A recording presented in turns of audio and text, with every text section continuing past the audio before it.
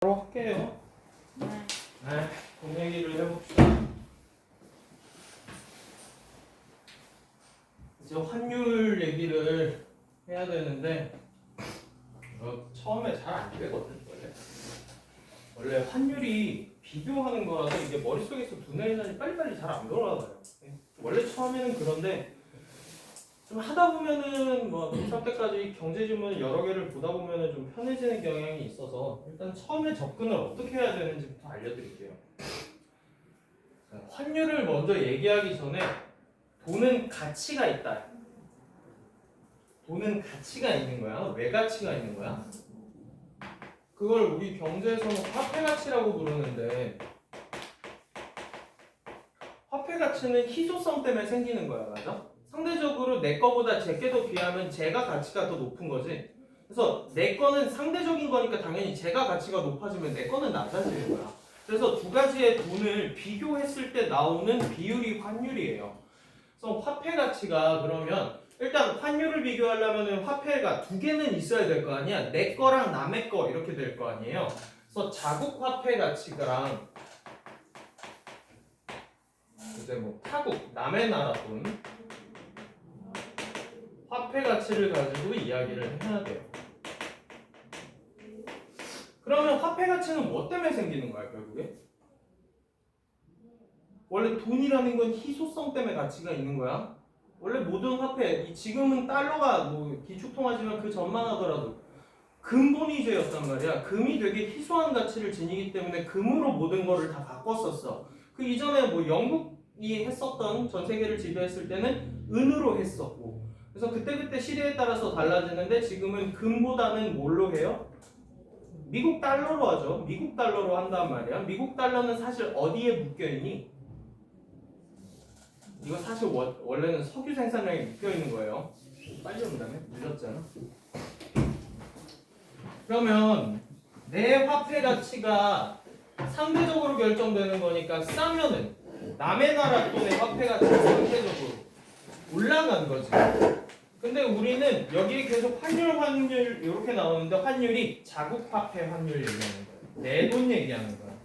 그러면 내 돈의 화폐 가치가 내려갔어. 그러면 내 돈이 얘 돈보다 싸. 그럼 얘 돈 한 1만큼 사올 때 나는 줘야 될 돈이 1보다 더 많아진다는 얘기예요.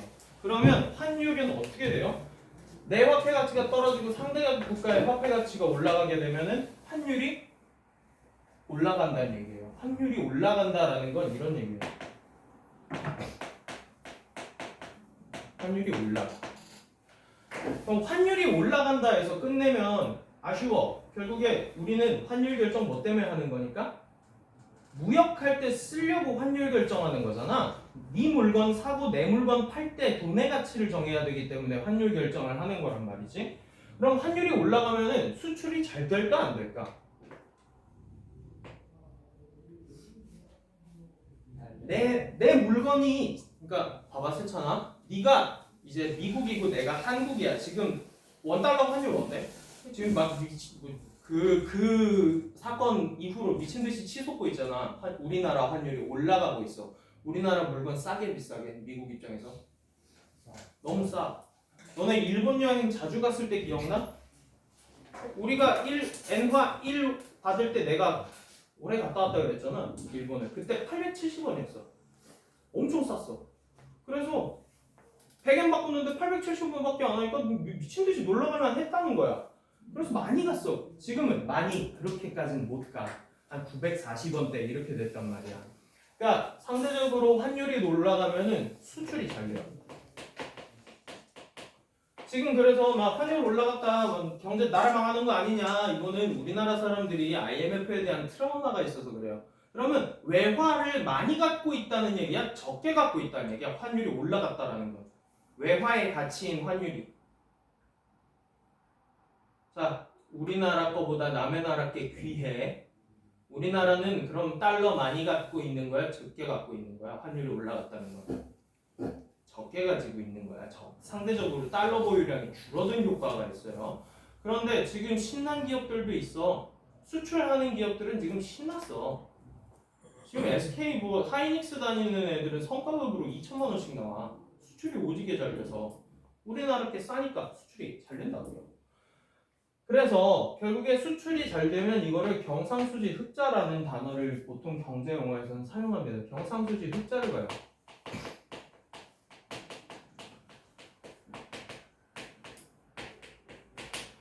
그래서 이게 기본적으로 해야 되는 건데, 그래서 환율을 머릿속에서 바꾸기가 너무 힘들잖아. 그러면 통화량, 돈의 양이 많아지면 화폐 가치 어떻게 된다? 떨어져요. 화폐 가치가 떨어져요. 결국엔 희소성 가지고 게임을 하는 거기 때문에. 그러면 돈을 막 어거지로 태우는, 여기서 밑에 나오는 정책적으로 돈을 태우는 게 있어요. 정부 지출을 늘린다, 뭐 이런 얘기가 나와요. 그러니까 공무원 막 뽑아버려. 뭐 이런 식으로 하면은 우리나라에서 상대적으로 통화량이 줄어요. 막 이제 뭐 경북으로 항만 지어버리거나 공항 지어버리거나 이런 식으로 돈을 날려버리면 돈의 가치가 줄겠죠? 그럼 환율 어떻게 될까요? 우리나라 원화를 태워버렸어. 통화량이 줄었잖아. 그냥 불로 태웠다고 생각하셔도 상관없어요. 줄었잖아. 그럼 가치가 어떻게 돼? 상대적인 거니까 당연히 높아져. 그럼 환율은 떨어져. 그럼 수출이 덜 돼버려. 그러면 야, 수출이 잘 됐어. 오케이, 여기까지 인정. 좋아. 수출이 잘 되는 건 좋은데 어떤 문제점이 있어? 수출이 잘 된다라고 하면 수입할 때는 역으로 간다는 얘기야. 그럼 우리나라 같은 경우엔 원자재가 단 하나라도 제대로 된 게 있어요? 원자재가 없어요. 석유 전부 다 사와야 되지. 지금 환율이 올라가니까 석유 가격이 계속 오른다고. 원유 가격이 오른다고. 그러면 사실상 너희가 있는 폴리에스테르, 옷에 이런 비닐 같은 거 전부 다 석유에서 정제해서 추출한 거지. 석유 가격이 비싸진다는 얘기는 공급량이 적어진다는 얘기예요. 원유 가격이 올라요. 그러니까 수입 원자재 가격이 올라요. 그러니까 수입이 힘들어져요. 수입 비용은 올라가요. 그래서 이러한 것 가지고 이제 결국에 총수요와 총공급 가지고 이제 뭐 물가도 정하게 되는 거고요. 그다음에 뭐냐? 갑자기 여기 써져 있는 거 생각이 안 나냐? 뭐냐? 국민소득도 결국엔 수요와 공급 가지고 정하게 되는 겁니다. 뭐 사실 경제는 수요와 공급이죠, 기본이. 자, 그래서 천천히 한번 볼게요. 환율의 변화는 총수요와 총공급에다가 영향을 줘서 국민의 소득의 변화를 유발하게 된대. 그래프 있으니까 뭐 당연한 얘기겠죠. 그래서 총수요는 소비지출, 투자지출, 정부지출, 그리고 순수출로 구성된다. 왜 순수출이 총수요에 들어갈까? 자, 수요가 무슨 뜻이야?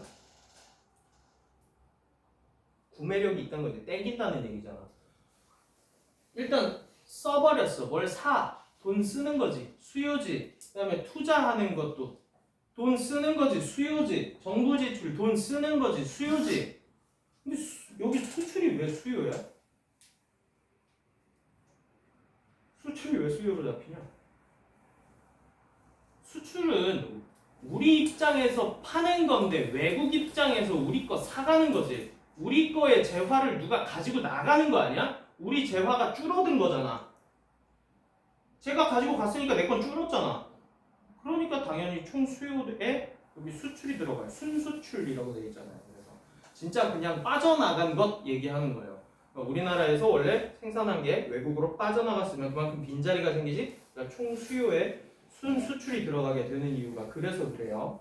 이해됐죠? 넘어갈게요. 환율의 변화는 주로 순수출에 영향을 주는데 환율이 올랐다라고 하면은 외국 사람들이 우리나라 수출 상품에서 치러야 하는 값어치가 어떻게 돼? 떨어져. 싸게 산다고. 우리나라 물건을 외국인들 입장에서 와 쟤네 나라 졸라 싸다 하면서 막 놀러오고 막 사가. 삼성 TV 너무 싼데 하면서 막 사간다고. 수출이 당연히 잘 되겠지. 결국에 그러면 국내 수출 상품의 가격이 낮아지기 때문에 총 수출이 늘어나서 결국에 총 수요가 증가하는 거예요. 그러니까 우리나라의 TV라는 재화가 외국으로 빠져나갔잖아요. 그럼 우리나라에서는 사용할 수 있는 게 줄어들었잖아. TV 한 대가 줄었잖아. 그러면 또한 환율의 변화는 서비스 이거 어디 갔냐? 총 공급에도 영향을 미치는데 총 공급은 국가 경제에서 재화와 서비스에 대한 공급의 총합이다. 그러니까 생산하는 것의 총합이 공급이 되는 거지. 만들어내는 게 공급이잖아. 그러면 환율이 오르면 뭐가 오른다고요?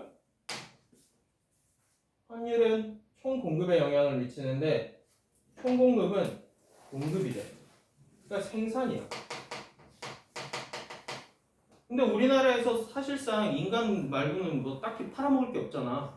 뭐 석유가 한 방울이 제대로 나냐? 그럼 석탄이 제대로 많이 나냐? 아니면 희토류가 있든가? 뭐 아무것도 있는 게 없잖아요.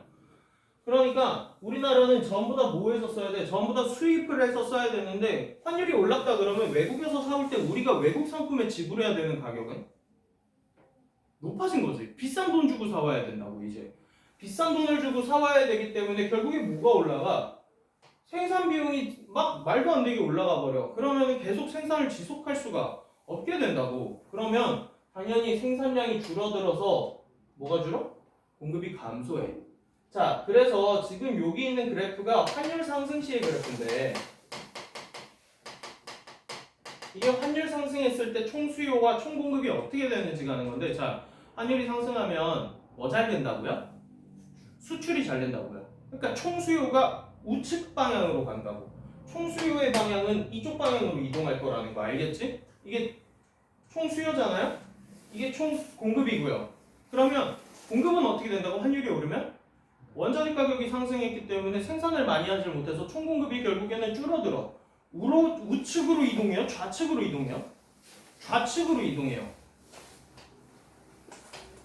좌측으로 이동한다고. 그렇게 되니까 결국에는 버는 돈도 많아지는데 나가는 돈도 많아지는 거잖아. 그럼 물가가 위에서 잡혀요. 그래서 물가가 지금 위에서 잡혔잖아요. P0에서 P1으로 이렇게 물가가 상승하다고. 양쪽으로 이렇게 축을 당겨버리니까 위에 이렇게 피라미드가 위로 올라가게 된다고. 이해됐지? 그래서 총 공급이 감소한다. 환율의 변화에 따른 총 수요와 총 공급의 변화는 물가와 국민소득에 영향을 미치게 되는데 당연히 미치겠지. 수출과 수입에 대한 얘기니까.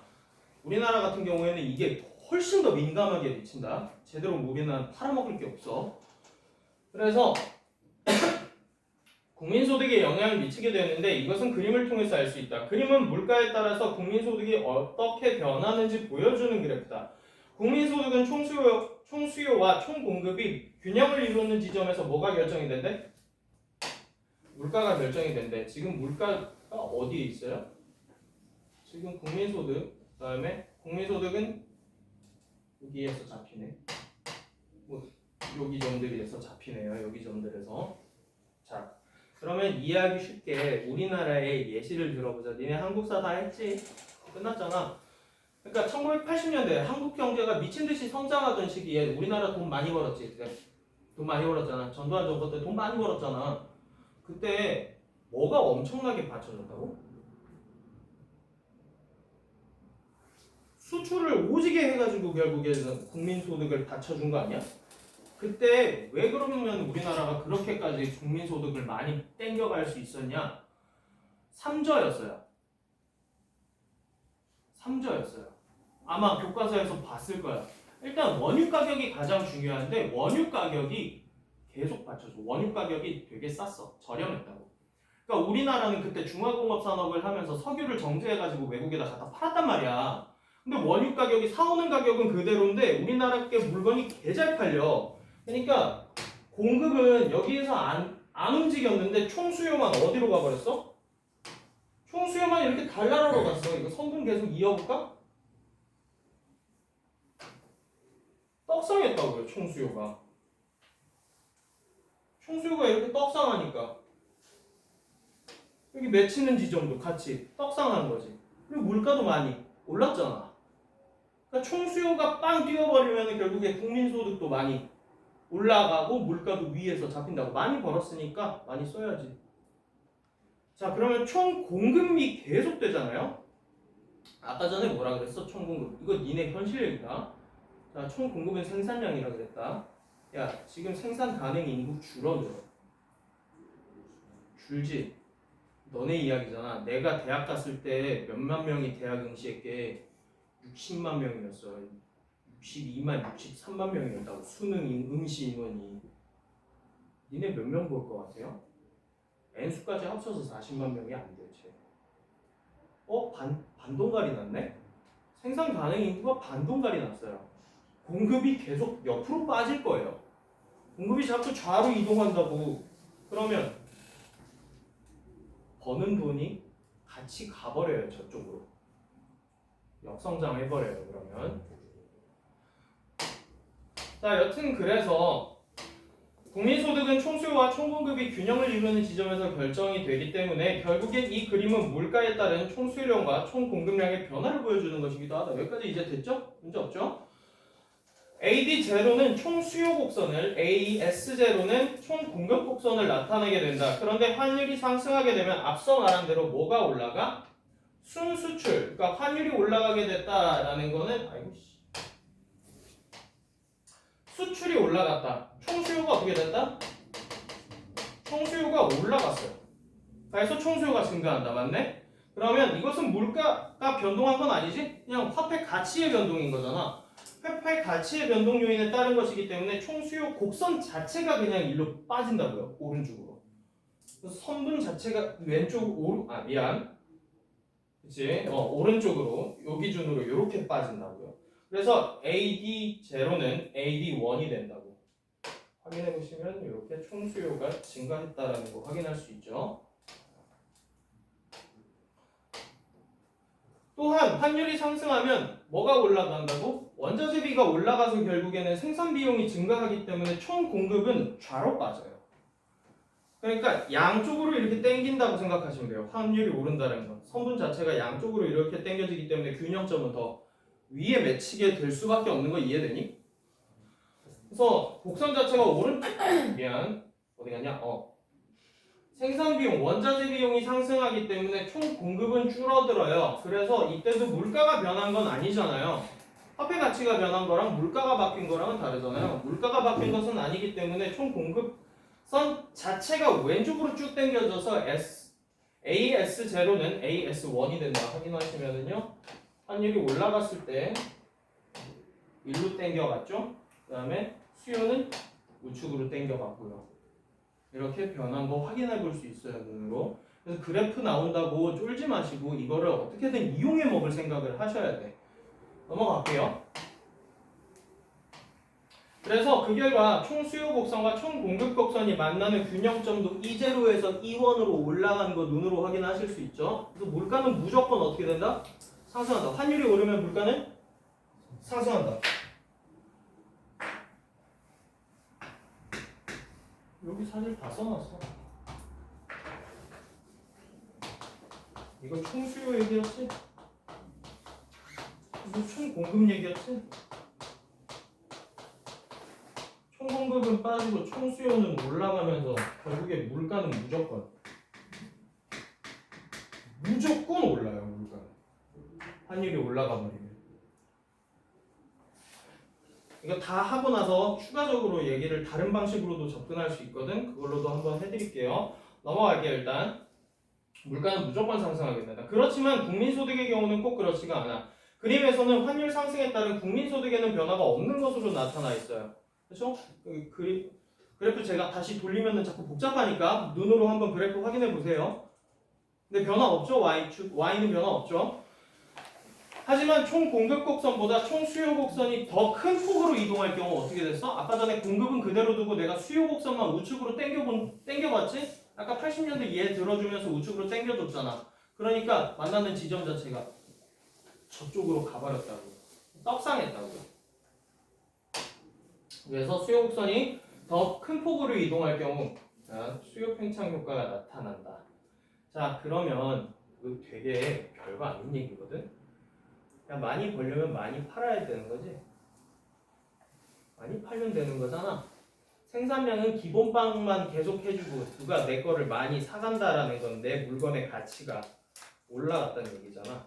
많이 팔면 결국에는 뭐가 오른다고요? 니네도 많이 번다고. 적정한 양을 만들어서 우리 거의 수요만 계속 늘어. 그러면 부자 되는 거지. 당연한 얘기 아니야? 국민소득도 상승하게 되는 것이다. 반대로 공급 곡선이 수요 곡선보다 더 큰 폭으로 좌로 가버릴 경우에는 국민소득 당연히 어디 맺히겠어요? 떨어질 거예요. 해볼까요? 자, 수요는 안 움직였어. 수요는 안 움직였어. 좀 길게 이을게요.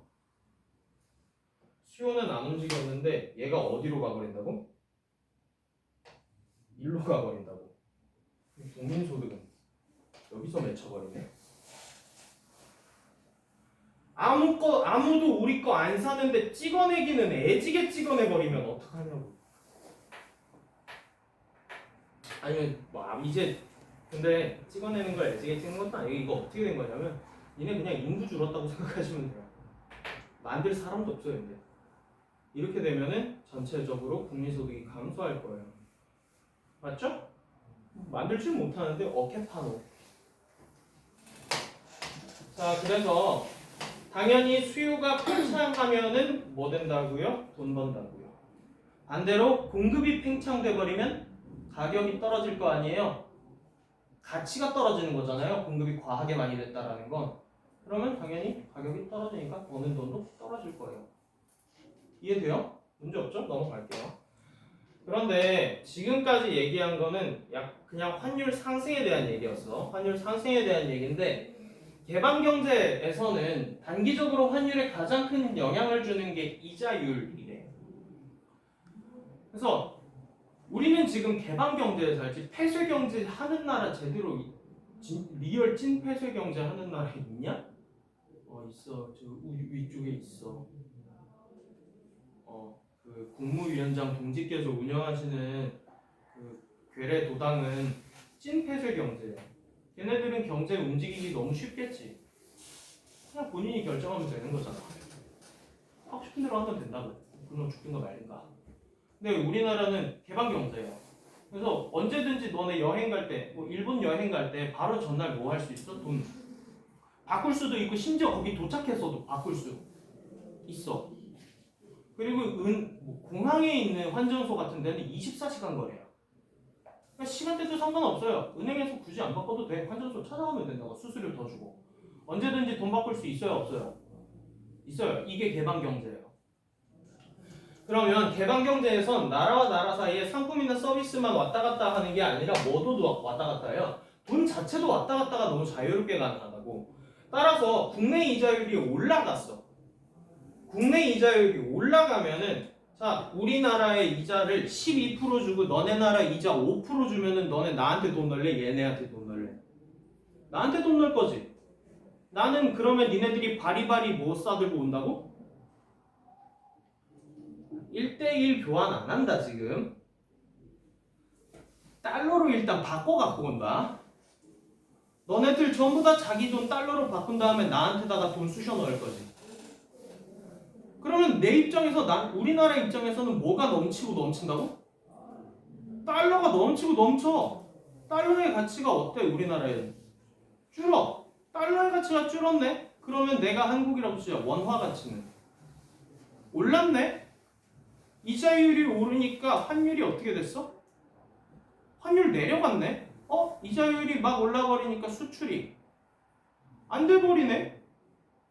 적당한 수준에서 이자율을 잘 만들어 놔야 된다고.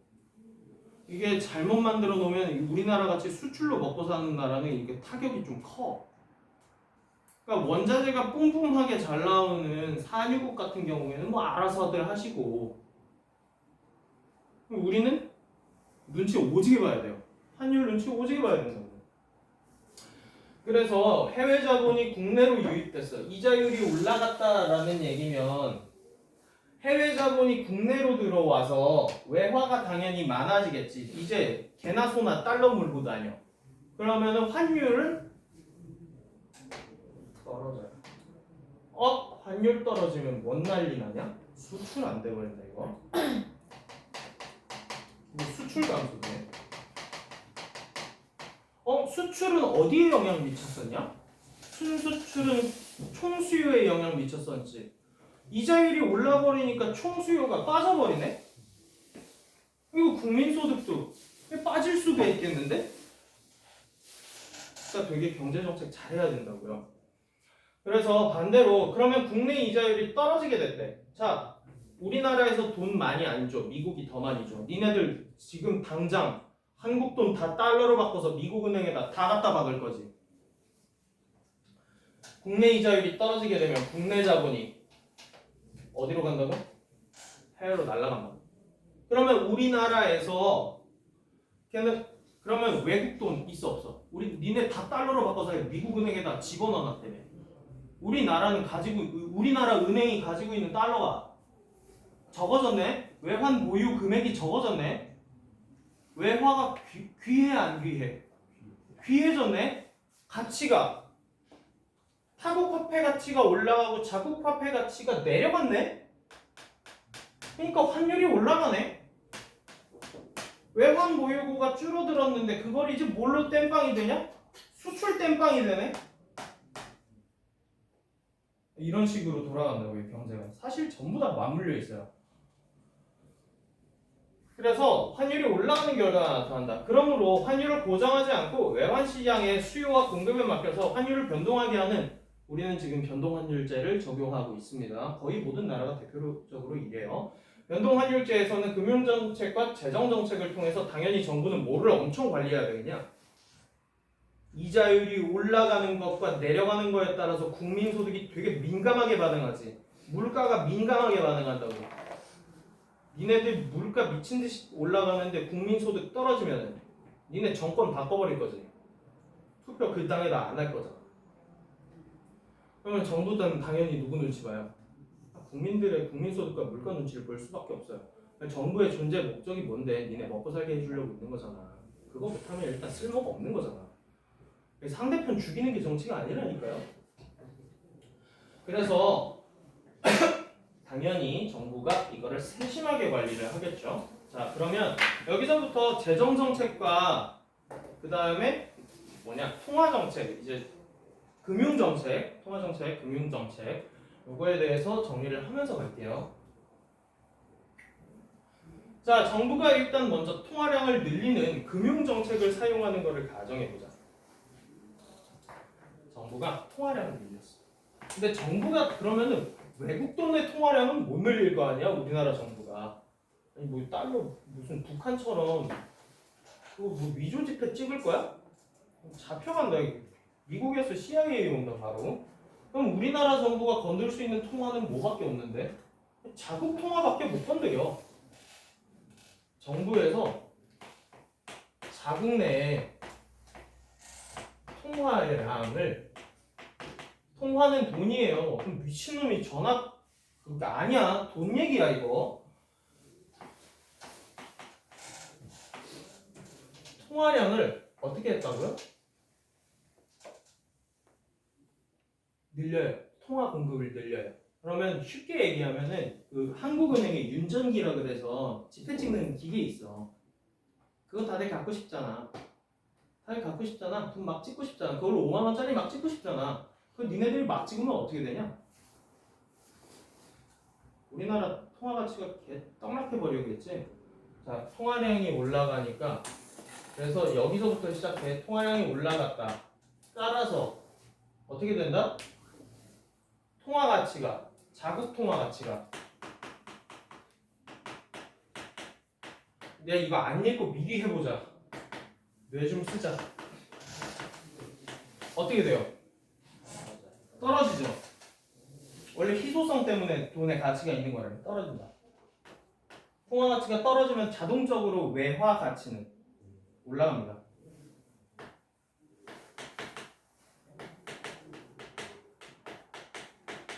따라서 환율이 어떻게 돼요? 올라가죠. 환율이 올라가면 수출이 잘 돼요. 총수요가 늘어나요. 됐죠? 그리고 물가도 위로 올라가겠지. 통화 가치 자체가 떨어졌으니까. 그렇지? 여기까지 됐어? 그래서 정부가 중앙은행을 통해서 화폐 공급을 증가시키면 시장에서 통화량이 늘어나서 소비 및 투자 지출이 증가하겠지. 니네들 그냥 주머니에다가 다 150만 원씩 다 찔러준다고. 그냥 매달 150씩 그냥 찔러주겠대. 니네 그러면 그 돈 쓸 거야 안 쓸 거야? 쓸 거지. 돈이 막 썩어나. 다 어디다 넣을 거야? 주식 갖다 받고 코인 갖다 박을 거 아니야? 소비 및 투자 지출 늘어나지? 소비 및 투자 지출은 애초에 뭐였는데?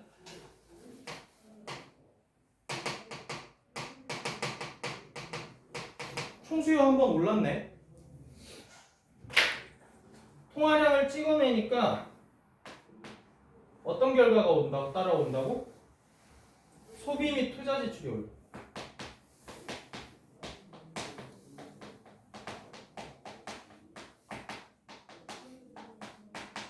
소비 및 투자 지출은 어디에 들어갔어? 총수요에 들어가지. 총수요가 올랐단 말이야. 자, 수출도 잘 됐네. 수출 뭐에 들어갔었냐? 총수요였네? 총수요 또 오르네?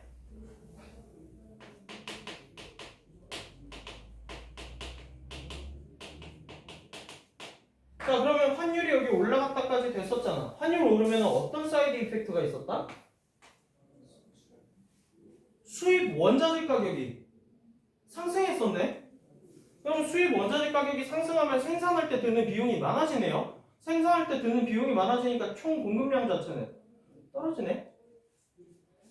원자재 가격이 상승.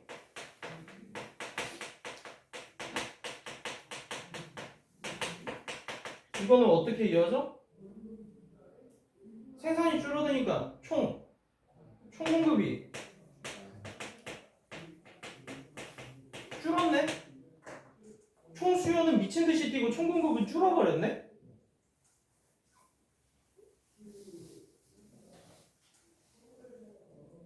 다시 그래프로 돌아와서 보여줄게. 자, 정부가 자국 통화량을 많이 찍어내는 정책을 사용하니까 총 공급은 줄어. 그러니까 좌로 가는 거지. 줄으니까 좌로가 좌측으로 가는 거잖아. AS 제로에서 갈게요. AS 제로에서 갈게. 총 공급은 줄었어. 이만큼 줄었어. 이만큼으로 줄었어. 이만큼으로 줄었어. 근데 자, 통화 가치 올려놓으니까 소비 투자 지출 올라갔지. 치킨 막 사 먹을 거 아니야. 수출도 잘 돼. 그럼 총 수요가 어디로 찍혀? 이렇게 가버려. 이렇게 가버려. 그래서 총 공급은 요만큼 이동했는데 얘가 이만큼 이동했어. 자, 총 공급이 하락한 변동폭보다 총 수요의 변동폭이 커. 그러면은 수요 팽창 효과라고 하면 되지. 수요 팽창 효과가 잘 나타나네. 됐네. 이렇게 수요 팽창 효과잖아.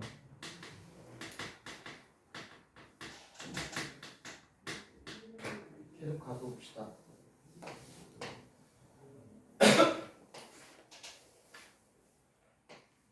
자, 그래서 읽어봅시다. 화폐의 공급을 증가시키면 시장의 통화량이 늘어나서 투자 지출 증가해서 총수요가 커지므로 총수요 곡선은 오른쪽으로 이동한다. 그에 따라서 균형점이 이동해서 물가와 국민소득 모두 증가하게 된다. 만약에 폐쇄 경제라면 이 상태가 균형점이 유지가 될 텐데 우리는 이제 폐쇄 경제가 아니잖아. 그러니까 자국 화폐 가치를 이제 생각을 해야 돼. 변동환율제를 채택하고 있다며. 그러면 이제부터 여기는 폐쇄 경제에서는 이렇게 끝나. 근데 이제부터는 뭐 얘기해야 돼? 변동환율제니까 여기 얘기를 해야 돼 이제.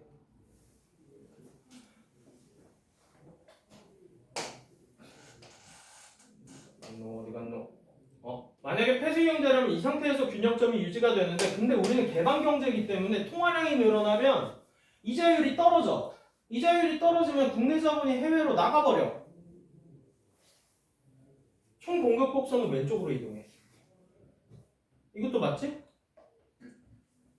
뭐 이렇게 가도 상관없잖아. 그래서 우리나라 돈이 해외로 다 빠져요. 해외로 다 우리나라 돈이 빠진다라고 했어요. 그러면 외화 가치가 높아져요. 맞아요? 사람들이 다 자기 나라 돈 안 가지고 싶고 외국 돈 가지고 싶어 하는 거잖아. 그러면 자국 통화 가치 떨어지고 해외 통화 가치 올라가는 여기까지 지금 사이클을 얘기하고 있는 거네. 그래서 총 공급 곡선이 왼쪽으로 이동하게 되고 외화 가치 올라가고 환율이 올라가서 원자재 가격 상승하고 총 공급이 떨어졌어. 사실 되게 짧게 나와 있는데 여기 들어가 있는 내용은 이게 지금 생략돼 있어. 이거 지금 생략돼 있어. 근데 이거는 3학년용이라서 경제가 일부 생략이 되어 있는 건데 뭐 3학년 애들이라고 이거 잘할 것 같아요? 잘 못해요. 이해해 놓으면 좋겠지. 넘어가서 그래서 폐쇄 경제일 때보다 더 오른쪽으로 이동하게 된다. 환율이 올라가니까 더 오른쪽.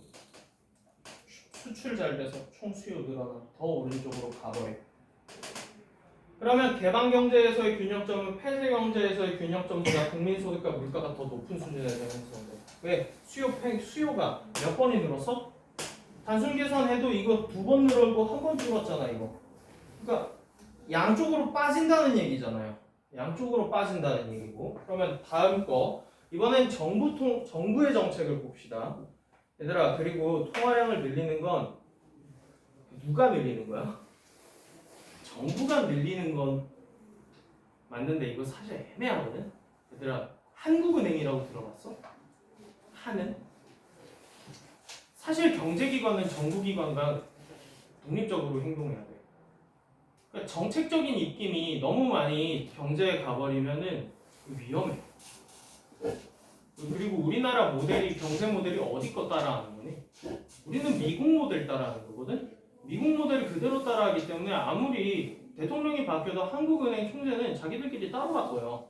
그러니까 경제기관과 정부의 행정부는 독립적으로 운행이 되는 게 미국 사이즈의 모델이야. 근데 우리나라는 약간 애매하게 정부가 입김을 많이 집어넣기는 해. 미국대로 그대로 할 수는 없으니. 자, 이번에는 정부가 재정 지출을 늘리는 재정 정책을 사용할 때를 생각해 봅시다. 자, 정부가 재정을 확대해서 정부 지출이 증가하면 자, 해보자. 어디까지 나와? 안 나와. 여긴 나와? 여긴 나와? 여기까지 나와? 잘 집어넣어 봐야겠다.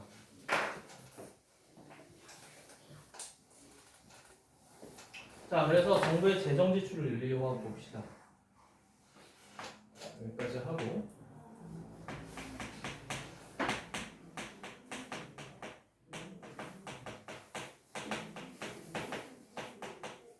정부의 재정 지출을 늘리겠다라는 거는 이거 통화량 어떻게 하겠다는 거니 사실상. 막 공항 짓고 고속도로 건설하고 이런 식으로 다 돈을 불에 태워버리겠다는 같은 거야. 돈 다 태워버리겠다는 거야. 뭐 인프라 재반 인프라 마련하고 뭐 이런 거 있잖아. 재정 지출을 늘렸어. 그러면은 통화량이 사실 어떻게 되는 효과니? 통화량이 줄었어. 자국 통화 가치 어떻게 돼?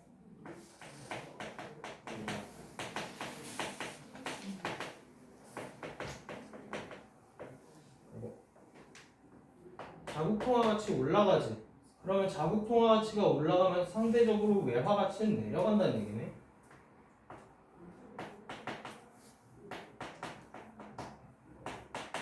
외화 가치가 내려가고 자국 통화 가치가 자국 통화 가치가 올라가면 환율은 어떻게 돼요?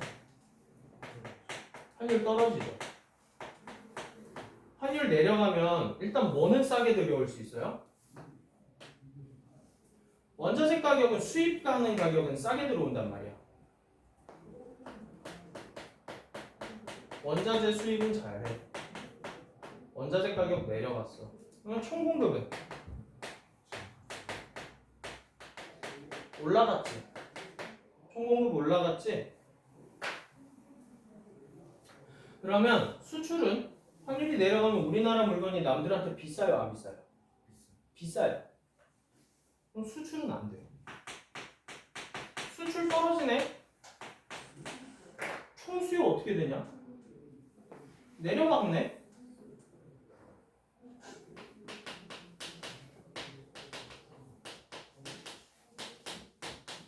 자, 그러면 정부 지출, 정부 재정 지출은 총 수요였어? 총 공급이었어? 다시 돌아오세요. 총 수요였어요. 총 수요를 올리기 위해서 했는데 수출이 떨어지니까 총 수요가 내려받아 버렸어.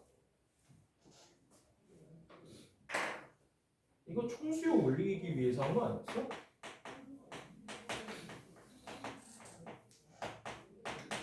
총 수요가 그러면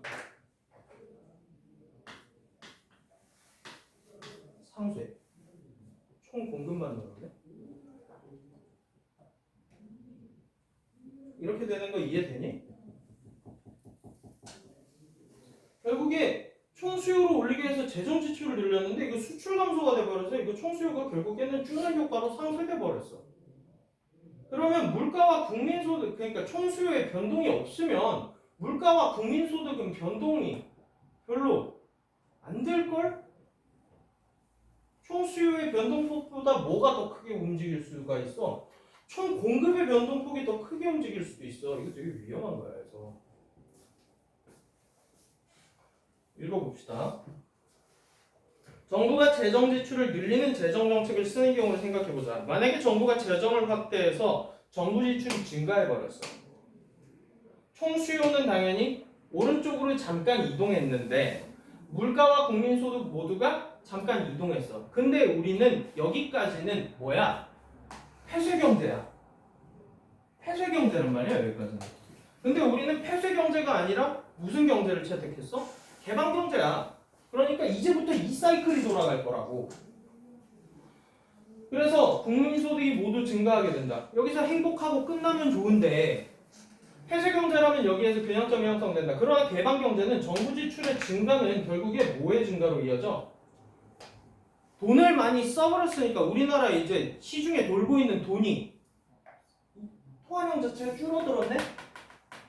통화량 자체가 줄어들었으면 가치가 올라갔다는 얘기네. 우리나라 돈의 가치가 올라가면은 외국 돈의 가치는 떨어지는 거고. 소리. 그러면 우리나라 물건이 비싸졌어. 환율이 떨어지면 우리나라 물건이 상대적으로 비싼 거라고. 그러면 원자재 가격이 내려가서 좋은데 수출이 안 된다고. 그래서 화폐 수요의 증가로 이어져 국내 이자율의 상승을 가져와. 얘들아, 화폐 수요의 증가하면 왜 국내 이자율이 올라갈까? 자, 그러니까 어렵게 생각하지 마. 가치로 생각해. 화폐 가치가 올라갔어. 내가 그러면은 돈을 빌려주고 이제 내 돈 굉장히 귀한 돈인데 돈 빌려줬으면 많이 받아가야 될 거예요. 그러니까 이자율이 올라간다고. 내 돈 되게 귀한 건데 너한테 잠깐 빌려주니까 너도 나한테 많이 줘야 돼. 자, 이렇게 된다고. 그럼 화폐 가치가 하락하면 이자율도 따라서 같이 가버려요. 우리나라 돈이 개나 소나 다 들고 다니는 돈이라서 얘 돈 빌리는 거 얘한테 그러니까 원화 가치가 개떡락했어. 그래서 개나 소나 한 2천만 원씩 들고 있다고 치자. 내가 얘한테 500만 원 빌려달라 그랬는데 얘가 이자율 5% 불렀어. 내가 그러니까 너 너무 비싼데? 너 얼마에 빌려줄래? 뭐 4%. 내가 3% 해줄게. 내가 2% 해줄게. 이자율 떨어진다고요. 화폐 가치가 떨어지면 이자율 같이 떨어져요. 화폐 가치가 올라가면 이자율 같이 올라가고요. 그런데 이자율이 올라갔네. 이자율이 올라가니까 외화가 우리나라에 더 들어오네. 외화가 더 들어오니까 화폐 가치가 외화가 많이 들어왔어. 우리나라 화폐 가치는 올라간 거야. 이거 계속 사이클 돌아버려. 그러니까 적당히 올렸으면 적당히 꺾어주고 적당히 꺾었으면 적당히 올려주고 이거를 잘 조절을 해서 경제 정책을 운영을 해야 된다고요. 이거 한쪽 방향으로 한 사이클로 계속 돌아버리면 이거 악순환 골이 터져요. 그럼 계속 이제 한 방향으로 돌아버려. 여기까지만 얘기하는 게 안전할 것 같으니까 여기까지만 얘기할게요. 그래서 이에 따라서 해외 자본이 국내로 유입돼서 외환 공급이 늘어나 그러니까 우리나라 돈의 가치가 자국 화폐 가치가 올라갔어. 너네 잘 나가는 나라 돈이 더 좋아 보이지 않아? 그러면 투자 목적의 외화가 우리나라에 들어오게 된다고. 그러면 자국 화폐 가치가 계속 올라가요. 환율이 계속 떨어진다고요. 이렇게 되면 총수요 곡선은 다시 어디로 가요? 다시 왜 왼쪽으로 가요? 칠판에 미리 내가 다 써놨잖아. 수출 떨어지니까요. 환율이 내려버려서 수출이 떨어지니까요. 수출량 감소로 이어져요. 그래서 다시 왼쪽으로 당겨져요. 그러면은 잠깐 올려놨다가 결국에는 손수요는 돌아오고 총 공급만 이렇게 가버렸네. 그래서 총 공급 곡선은 오른쪽으로 다시 이동해요. 왜요? 원자재 값이 다시 올라가니까요. 그러면 새로운 균형점이 또 어디선가 맞춰지겠죠. 총 수요 곡선은 다시 왼쪽으로 이동하고 총 공급선은 오른쪽으로 다시 이동해서 새로운 균형점을 형성하게 된다고요. 이는 환율의 하락으로 인한 순수출의 감소가 재정정책의 경제 팽창 효과를 상쇄했기 때문입니다. 상쇄. 됐지? 자, 이게 기본적인 거시경제 문제예요. 앞에 있던 채권 문제가 미시경제 문제라고 하면은 이거는 거시경제 문제예요. 나름 재밌잖아요. 한번 해봅시다. 윗글을 읽고 답을 찾을 수 있는 질문에 해당하지 않는 거를 찾으랍니다.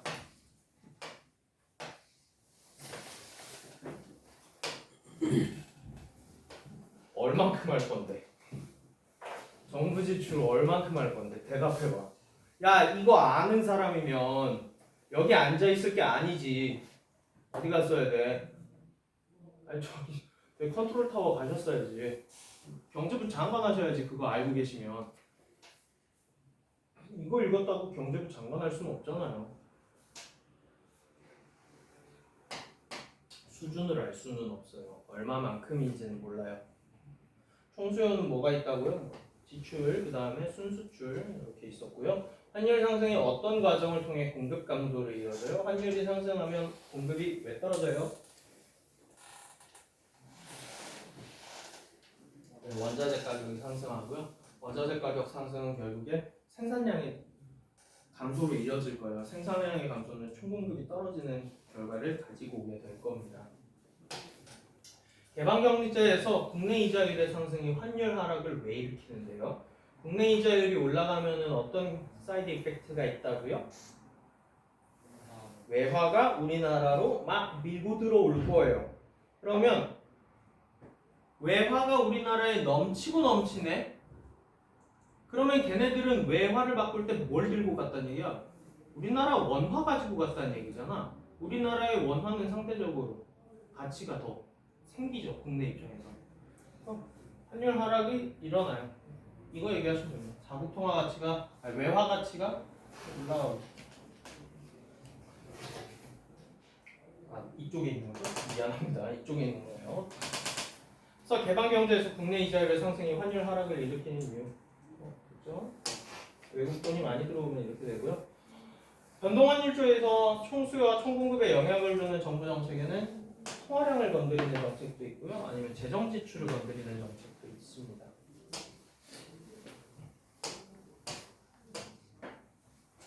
자, 개방 경제에서 발생하는 수요 팽창 효과에 대해서 적절하지 않은 것을 찾으라고 하네요. 자, 외환이 시장에 많이 들어오는데요. 외국인들이 한국 돈을 많이 가지고 갔어요. 그럼 우리나라 화폐 가치는 올라간 거네요? 맞아요?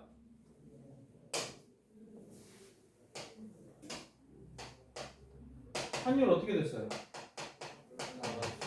환율 내려갔죠. 환율이 내려가면 외국 사람들이 보기에 우리나라 물건이 비싸요. 그래서 우리나라 물건을 사기가 꺼려져요. 결국 우리 입장에서 수출이 안 됩니다. 수요 증가 효과가 공급 감소 효과보다 커지면 국민 소득이 증가한다. 우리 수요라는 우리의 가치잖아 사실. 수요가 증가해야 우리의 가치도 뭐 높아지고 뭐 많이 누가 사달라 제발 팔아달라고 빌어야지 뭘 팔든가 할 거 아니야. 수요가 있어야지. 정부가 재정을 확대해서 화폐 수요가 증가하면 수요 팽창 효과가 줄어요. 재정을 확대하니까 통화량이 줄어들고 자국 화폐 가치가 올라갔어요. 수요 팽창 효과는 어떻게 돼요? 환율이 떨어지니까 결국에 총수요가 줄어들어 버려가지고 이렇게 됩니다. 수요 팽창 효과는 재화와 서비스에 대한 선지를 위에 이렇게 빡빡하게 지어줘 놓고 답은 그냥 눈에 보이게끔 해놓으면 이게 푸는 쾌감이 좀 줄어들잖아. 수요 팽창 효과가 커질수록 폐쇄 경제에서의 균형점보다 높은 수준에서 얘는 일으키가는 선분이 얘가 여기로 오는데 이렇게 되면 균형점이 높게 형성이 되네요. 해보시면 되죠? 그래프는 나보다 너희가 잘 읽을 거 아니야. 나 이제 사인 그래프 다 까먹었어. 코사인 그래프 다 까먹었어. 알아서 뭐 하노? 돈 얘기나 잘 보세요. 니는 먹고 사는 얘기야. 자, 다음 가설을 바탕으로 기업을 근거로 침체된 경기의 부양을 위해서 확장적인 금융정책과 확장적인 재정정책 중에 어떤 정책을 쓰는 게 더 효과적일까를 판단해 보자 합니다. 단, 변동환율제이고요.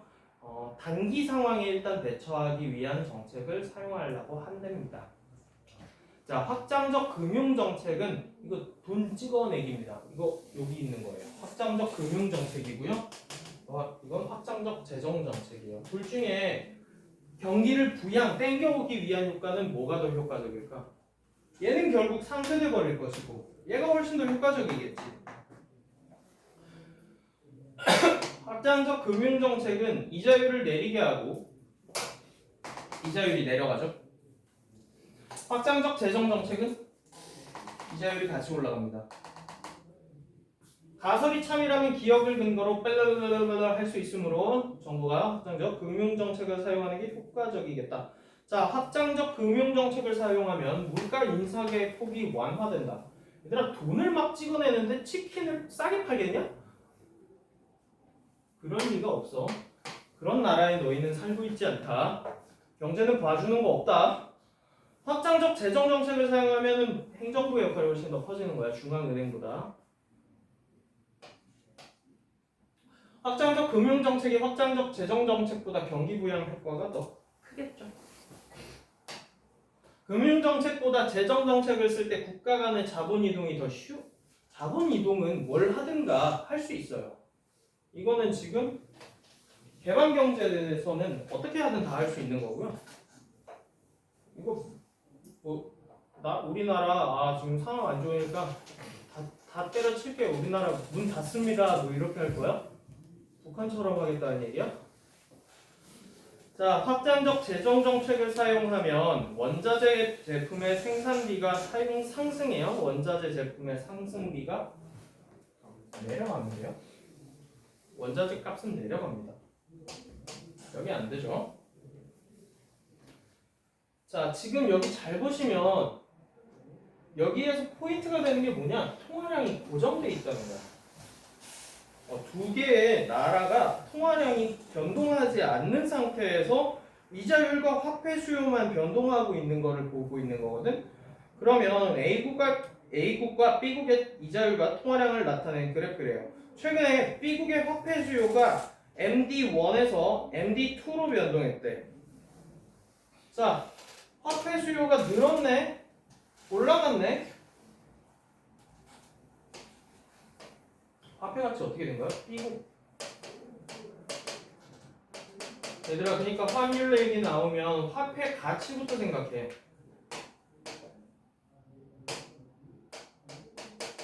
화폐 가치 올라갔지? 화폐 가치 올라가면 이자율은 어떻게 될까? 같이 올라가지?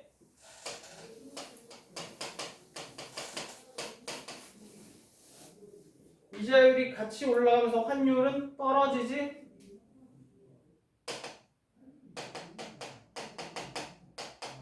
여기까지 미리 해놓고 가시면 편해요. 미리 생각을 해놓고 가시면 편합니다. 자, 그래서 A국의 대규모 자본이 B국으로 이동하는 현상이 생겼대. 왜 그랬을까? 왜 다 돈을 B국으로 넣었을까? 뭐가 올랐으니까? 이자율이 올랐으니까 이렇게 대규모 자본이 B국으로 이동해버렸어.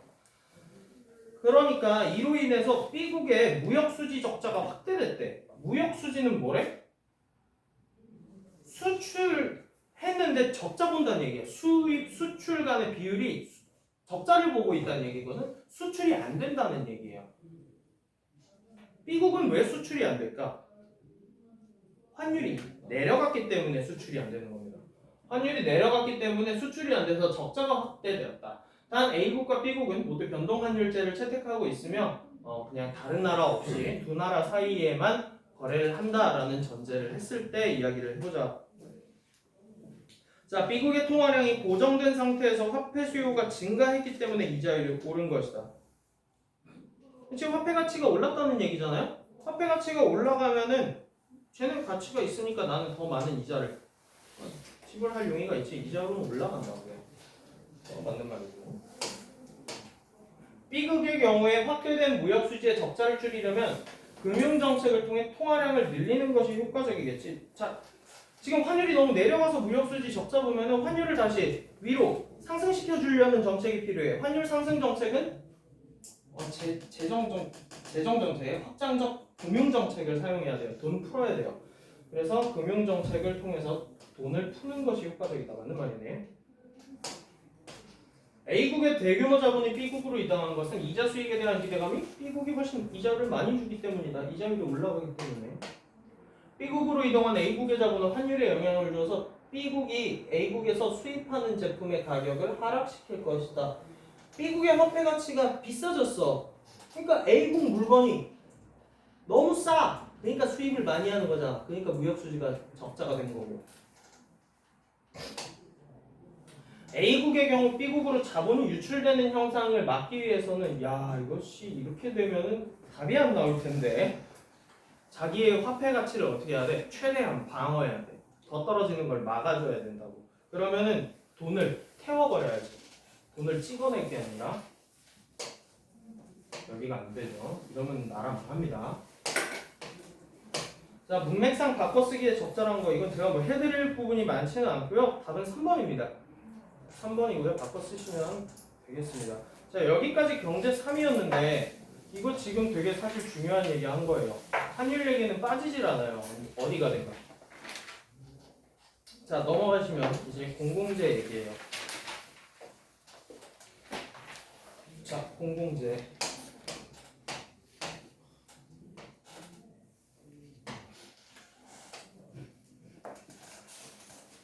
대표적인 공공재 뭐 있어요? 닌 돈 안 내도 이용하는 거. 그래서 뭐 불편한 거 없어. 네? 아예 국방 서비스. 국방 서비스. 또 뭐 있을까? 수도? 그래도 이건 어느 정도의 가격이 있으니까 국방 서비스 같은 거. 치안 서비스. 돈 안 낸다 그래서 노숙자라 그래서 뭐 칼 맞는다고 경찰 안 오고 그런 거 아니잖아. 님은 세금 적게 내셨으니까 칼 좀 더 맞으셔도 돼요. 뭐 이런 거 없잖아요. 국방 서비스도 님 세금 조금 내시니까 총 맞으셔도 저희가 보호 안 해드려요. 뭐 이런 거 없잖아요. 대표적인 게 국방 서비스, 치안 서비스 같은 거죠. 근데 뭐 경합성이 일부 있는 경우가 이제 고속도로 같은 거, 공공고속도로, 경부고속도로 같은 거. 근데 너무 이용자가 많아버리면 차가 너무 막히잖아. 불편해지잖아. 아니면은 도서관 이용자들 누군가가 먼저 대출해가면은 내가 그 책을 대출하기가 좀 어려워지잖아요. 이런 게 경합성이 있는 경우죠. 비배제성 있죠. 돈 안 냈다 그래서 도서관 못 들어가는 건 아니잖아요. 그래서 공공재는 생산되는 즉시 모든 사회 구성원들이 동시에 소비할 수 있는 재화나 서비스를 말한대요. 국방 서비스도 그냥 있는 게 아니죠. 누군가가 지금 뭔가를 생산하고 있을 거라고, 국방력을 생산하고 있을 거라고. 모든 사회 구성원들이 동시에 소비할 수 있는 재화나 서비스를 말한다. 모든 사람들이 동시에 소비할 수 없는 사적재가 대비적이다. 뭐가 있을까요? 돈 낸 사람만 쓸 수 있는 거 개인 경호 업체라고 생각하시면 되겠지. 그건 돈 낸 사람만 보호해 주죠. 그래서 사적 제한은 대조적인데 공공재는 두 가지의 성격을 가지고 있대요. 그래서 비경합성과 비배제성을 그 특징으로 가지고 있구나. 비경합성은 얘들아 경합이 뭐니? 경쟁이라는 얘기잖아. 그래서 경쟁하지 않아도 되는 성질. 배제하는 거는 배타적으로 이제 못하게 막는 거를 배제한다는 거잖아. 막지 않는다는 거. 두 가지 성질을 다 가지고 있대요. 비경합성이란 한 사람의 소비 행위가 다른 사람의 소비 행위에 아무런 영향을 끼치지 않는 것을 뜻한다. 서로 싸울 필요 없다라고 생각하시면 되고, 그리고 비배제성이란 재화의 가격을 지불하지 않은 사람일지라도 서비스를 소비하는 것에서 배제할 수는 없다. 돈 안 냈다 그래서 뭐 경찰 안 오고 이런 거 아니잖아요. 그래서 배제할 수 없다는 것이다. 사실 이거 그냥 이름의 뜻이 다 들어가 있어. 그러니까 단어 뜻을 제발 조금만 생각을 해보시고 읽으시면 편해요, 좀 많이. 그리고 비배제성이란 재화의 가격 뭐 어쩌고 저쩌고. 그런데 공공재 모두가 완전한 비경합성과 비배제성을 갖추고 있는 것은 아니야. 일부 정도의 경합성이나 일부의 배제성을 가지고 있는 경우도 있지. 얘들아 돈 안 내면 전기 들어오냐? 몇 개월은 봐주거든? 근데 아예만 몇 년째로 뭐 연체돼 버리거나 이러면은 전기 안 들어와요. 수도도 몇 년째 수도비 안 내면은 수도 끊겨요. 물 안 나와요. 가스비 안 내면은 가스레인지에서 물 안 나옵니다. 일부의 뭐는 가지고 있다? 배제성은 가지고 있는 거지. 그래서 완전한 비경합성과 비배제성을 갖추고 있는 것은 아니야. 배제는 불가능하지만 또 돈이 뭐 서로 경쟁을 해야 되는 경우도 있고, 배제는 가능하지만 뭐 제를 못하게는 할 수 있지만 뭐 경합이 불필요한 경우도 있대. 그래서 이런 것을 뭐 둘 중에 하나만 어느 정도를 갖추는 것을 준공공재라고 부르고, 비경합성과 비배제성을 갖춘 공공재는 완전한 순수 공공재. 뭐가 준공공재가 있을까? 배제는 가능하나 경합이 불필요한 경우 뭐가 있을까? 돈 안 낸 사람 못하게 막는 건데 어느 정도의 경합이 불필요한 뭐, 통신 서비스? 통신 서비스 같은 거? 얘 전화하고 있다 그래서 내 통화 품질 떨어지고 이런 거 아니잖아. 뭐 여기 체크할 만한 게 딱히 없고요. 그래서 뭐 준공공재는 뭐라고? 그냥 줄여서 얘기하면 둘 중에 하나 정도만 갖추고 있음. 뭐.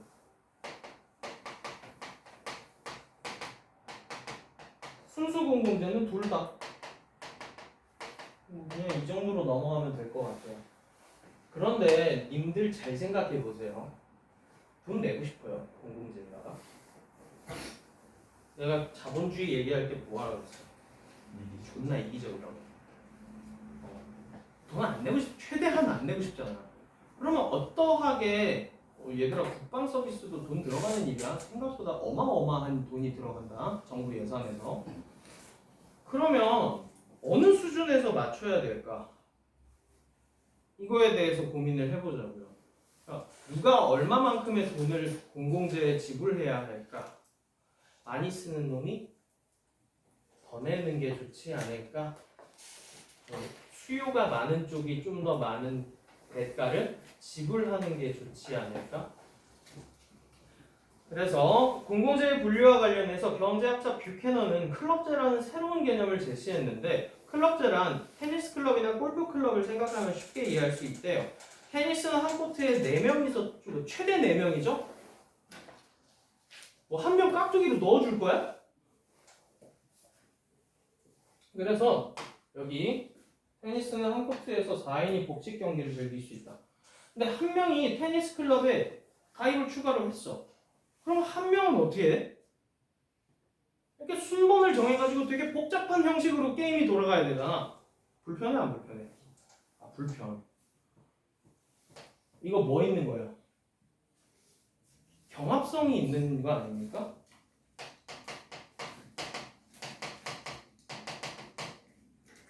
네 명까지는 경합성이 없다가 4명부터 경합성이 좀 생기기 시작하네.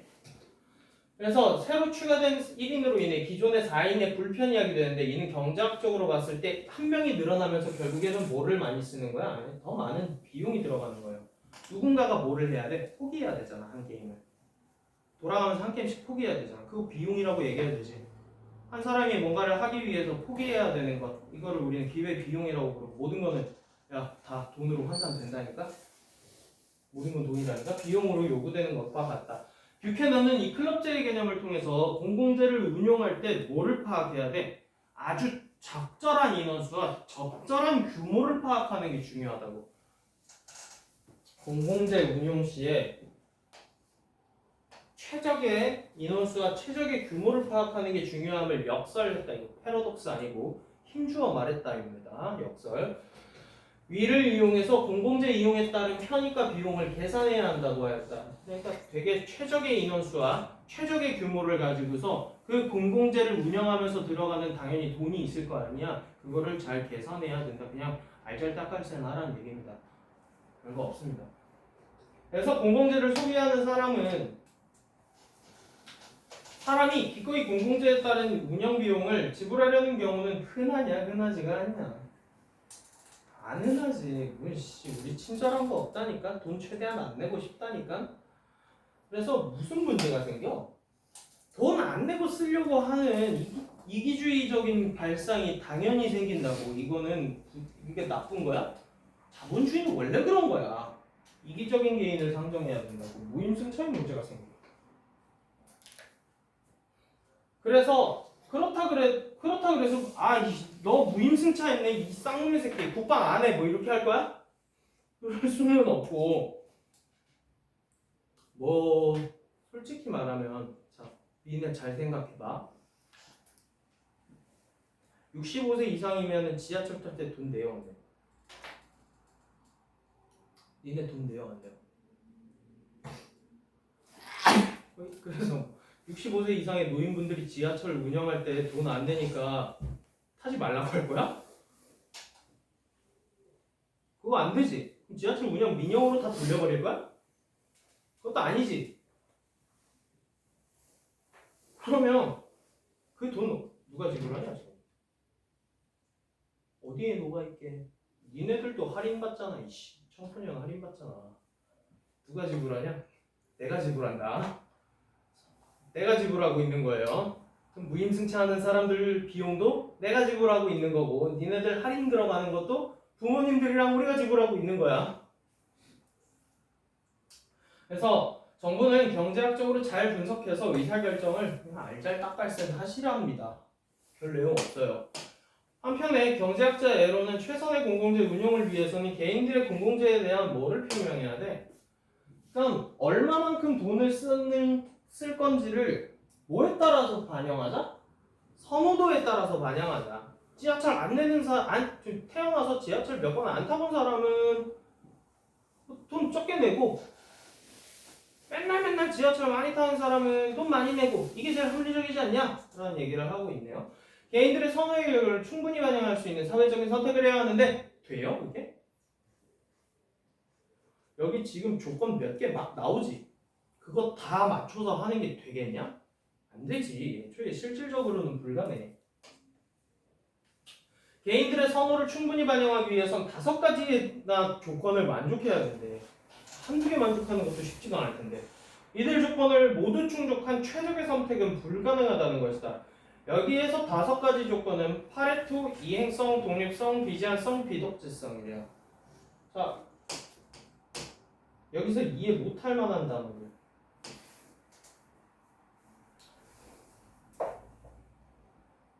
비독재성. 지 맘대로 한 사람의 맘대로 다 할 수는 없다는 얘기일 것이고 비제한성. 이건 한번 읽어봐야 되겠고 또 독립성 한번 읽어봐야 되겠네. 일단 독재성 같은 거는 빼도 되겠다. 그래서 한번 찾아봅시다.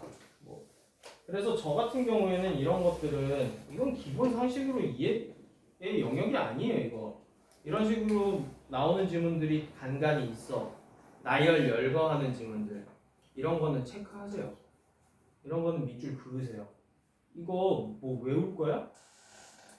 한 번에 이거 읽는다 그래서 니네 뇌가 이거 한 번에 외울 수 있을 것 같아? 모두요. 그럼 몇 번 문제? 65번 문제 같은 거 풀 때는 어떻게 하면 돼? 계속 돌아와. 아니면은 한 번에 메모를 해놓든가. 이행성, 독립성, 비제한성, 비독재성. 그래서 파레토부터 나와 있네요. 그래서 이런 데는 체크할 필요가 없고 빨리 여기다 체크하시면 되죠. 뭐 이렇게 파레토의 원리는 개인의 우선순위가 사회 전체의 우선순위로 나타나야 한다는 것이다. 모든 개인들이 A보다 B를 원한다면 사회적인 선택도 A가 아닌 B가 돼야 돼. 다수의 선택을 따르자는 거네. 다수가 원하는 게 사회에 원하는 게 돼야 된다라는 거네. 이거 뭐랑 비슷하지 않냐? 다수결이랑 비슷비슷한데. 그렇죠? 그래서 다수결 비스무리한 것 같다.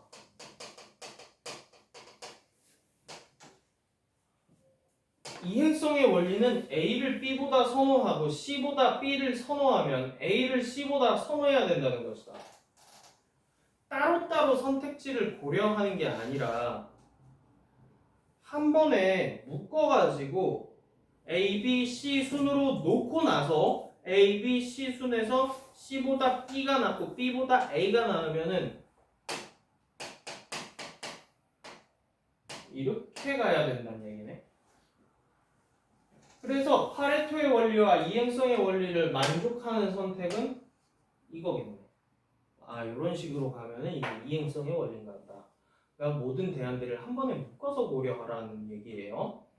정리를 한번 해드릴게요. 넘어가서 독립성의 원리는 A와 B를 비교할 때 이들과 무관한 C는 A, B의 비교에 아무런 영향을 주지 말아야 된다는 것이다.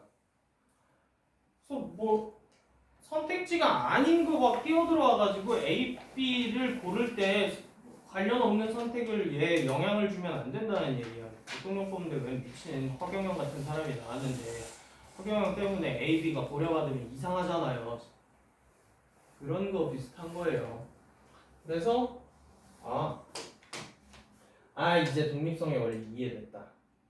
선택할 때 선택지와 관련이 없는 거는 집어넣지 말라. 선택할 때는 선택을 독립적으로 해라. 그래서 무관한 건 영향을 주지 말아야 한다. 이 정도로 체크해 놓으면 될 것 같은데. 그 다음에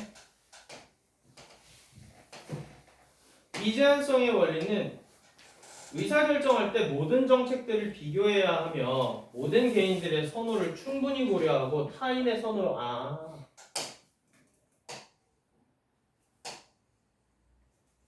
소수자 의견 존중하라고. 소수자 의견도 존중하라고. 됐지? 또 모든 대안을 고려해라. 뭐 이 정도. 비독재성의 원리는 한 사람의 의사가 전체 의사가 돼. 이거는 그냥 그 단어 뜻 그대로네. 비독재성의 원리는 한 사람의 의사가 사회 전체 의사가 되어서는 안 된다는 것이다. 이거는 굳이 체크 안 해야 되겠다. 그래서 에로는 공공재의 운영을 위한 어떠한 의사결정도 이러한 경제학의 원리들을 모두 충족하는 것은 불가능하다고 했는데 이를 에로의 불가능성 정의. 야 이거 다 되겠냐 이거? 현실적으로 이게 파레토 이행성 독립성, 비제한성, 비독재성 이거 한 번에 만족하는 게 현실 세계에 있을 것 같아? 그런 이상적인 세계는 불가능하다는 게 에로의 불가능성의 원리래. 뭐 물론 되면 좋겠지만 안 된다는 거고. 그래서 다른 사람 경제학자 보호에는 공공재는 무임승차의 문제로 시장의 실패를 불러올 수가 있기 때문에 모두가 뭐 하려고 해? 돈을 지불 안 하려고 해버려. 그러니까 결국에는 시장에서 그 다 망해버린다고. 그러한 건. 공공재는 그럼 운영이 된다고 안 된다고? 안 된다고. 그러니까 모두가 무임승차를 하고 싶어 하면 공공재는 운영이 안 되기 때문에 누군가는 돈을 내야 돼요. 때문에 공공재 운영을 위해선 최적의 규모를 파악하는 것이 중요하다고 강조했대. 아까 전에 나왔던 놈이랑 약간 비슷한 얘기하는 것 같은데 아까 전에 뷰캐넌이었나? 클럽제 얘기한 놈? 그러면서 무임승차의 문제가 생기지 않으면서 진정한 선호를 표명하는 상황을 이상적인 스까스까네 얘. 뷰캐넌이랑 에러랑 스까스까해서 적절하게 돈 계산 잘해보자라는 얘기 같은데. 그래서 무임승차 때문에 시장 실패가 될 수 있으므로 무임승차의 문제가 생기지 않는 수준에서 선호를 밝히고 그 선호에 따라서 규모를 설명하는 거래. 그럼 선호에 따라서 뭘 지불하면 되겠냐? 돈을 지불하면 된다는 얘기예요. 많이 쓰면 뭐 많이 내라 이겁니다. 그림을 제시하였는데 그림에서 DA는 개인 A의 공공재에 대한 선호를 DB는 개인 B의 공공재에 대한 선호를 나타낸 것이다. 그리고 자 그래프 읽을 때 OA부터 OB는 뭐래? 부담비래. 그러니까 이거 비용이네. Y축이 그냥 비용으로 되어 있는 거네. 공공재 운영 비용이 Y축이네요. 그러면 당연히 공공재 하나를 운영할 때마다 따로 비교해야 되니까 이거 총합은 1이 될 수밖에 없는 거네. 그러니까 비율을 정하자 그랬잖아. 최합은 여기 끝에 숫자가 OB 숫자가 1일 거란 말이에요. 그러면 얘는 선호가 어때? 그래서 OA부터 OK는 개인의 공공재에 대한 부담 비율이며 개인 B는 야, 얘는 공공재 많이 쓴데 적게 쓴대. A는 공공재 별로 안 쓰는데? 공공재의 양이라고 했으니까 얘는 사용하는 비율이 적다는 얘기고 B는 공공재 사용을 많이 한다는 얘기네? 우상향 그래프고 우하향 그래프잖아.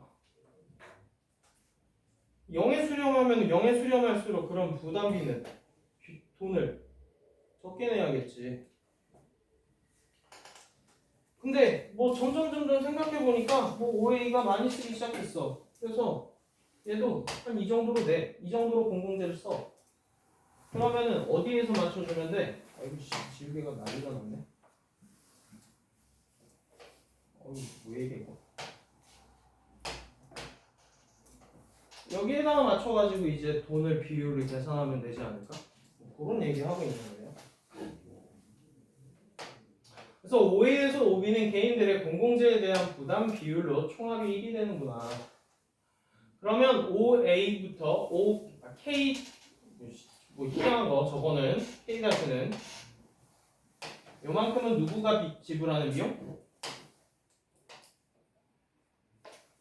A가 내는 비용. 그러면 전체 OB에서 A, O, A 그냥 다시 그냥 쉽게 생각해서 전체에서 이만큼 빼면 얘가 부담하는 비용이네. 이렇게 가면 되겠네. 뭘 이걸 말을 희한하게 해놨어. B는 1 마이너스 5A부터 5 다시 지랄 마시고요. 그냥 저거만 뺄 만큼만 내면 된다는 얘기입니다. 이를 통해 보회는 땡땡땡땡땡땡땡땡을 강조하였대요. 넘어가서 이 밖에도 경제학자 세무엘스는 공공재와 사적재를 동시에 다루면서도 개인들의 공공재가 어떻게 분배되는 게 효율적인지를 입증하기도 했대요. 뭐 아무것도 안 나왔어요. 세무엘스는 뭐 그냥 이러쿵저러쿵 사적재 해가지고 잘 했대요. 그래서 이러한 경제학자들의 연구는 공공재 운영과 관련해서 정부의 합리적인 선택을 유도했을 뿐만 아니라 뭐 의사결정에도 영향을 당연히 줬겠죠. 자, 넘어가서 빠르게 문제 풀어봅시다. 아마 저거 넣어보다가 끝날 텐데 62번 대조적인 관점의 이론들을 쟁점이 되는 사안을 중심으로 소개하고 있어요. 대조되는 관점이에요. 하나에 대한 여러 사람의 관점인 거지. 대조되는 관점이 아니라 제 말 틀렸어 하는 거 없단 말이야. 그래서 다루는 주요 용어의 개념 다 알려줬어요. 공공재는 뭐다, 비경합성은 뭐다, 비배제성은 뭐다, 뭐 이런 거 다 얘기해줬고요. 비유적인 상황, 테니스 코트 얘기해줬고요. 핵심 제재가 가진 특성과 관련지어서 재화의 세부 종류를 구별하고 있대요. 그래서 뭐 공공재 있고요, 사적재 있고요, 뭐 이런 거, 준공공재 있고요, 순수 공공재 있어요. 그래서 특정 경제학 연구와 관련된 학자들의 다양한 논의, 그래서 표현과 영향 맨 마지막 문단에 들어가 있었고요. 그러면 공공재를 다음과 같이 분류했을 때 이에 대한 이해로 접근하지 않은 거 63번 문제 봅시다. 자, 배제도 되고 경합도 된대요. 저거 그러면은 공공재예요? 비배제성도 없고 경합성도 있대. 그러니까 돈 안 내면 못 쓰고 사람 많아지면 불편해지는 거네. 이게 사적재인데?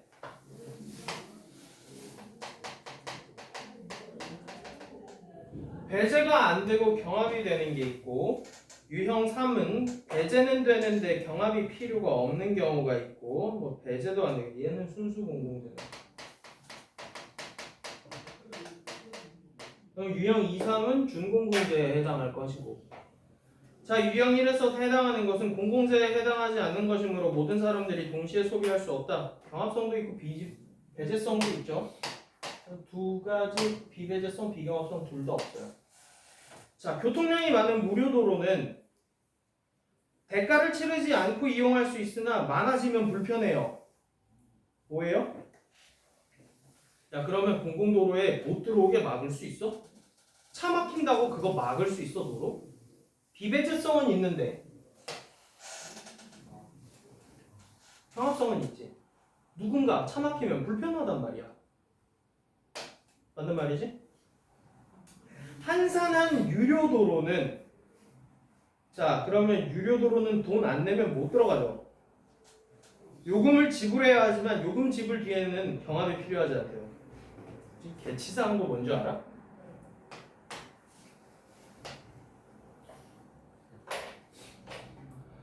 돈 내고 들어가면 쾌적하다는 얘기입니다.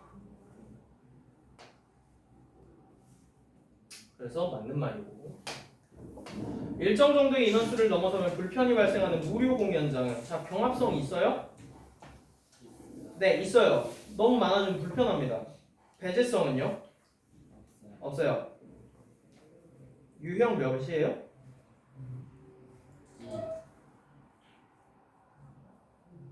네,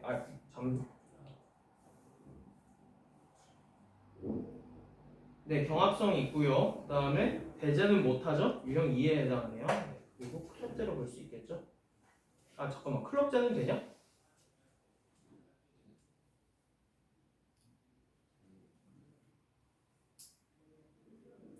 네, 되네요. 이게 안 되죠? 4번입니다. 자, 국가안보와 관련된 국방 서비스는 뭐 비배제성 순수 공공재니까 유형 4 이거 맞는 말이고요.